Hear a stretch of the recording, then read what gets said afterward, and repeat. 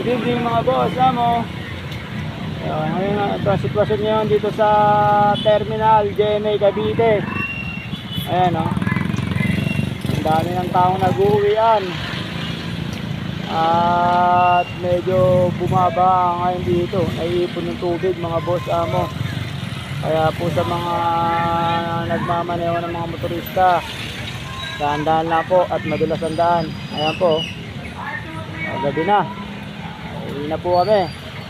Ingat-ingat po sa pagmamaneho. Ayan po ang natin. At may mga umikot pa ng police patrol para safety din sa ating mga mamayan. Ayan po ang terminal ng GMA. Ang dami ng tao. Uwian na ngayon. Sige po mga boss, amo. Uwi na tayo.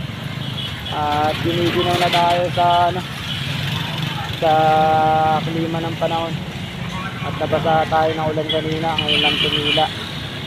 Bye bye at magandang gabi. Ingat po lagi. Safe drive.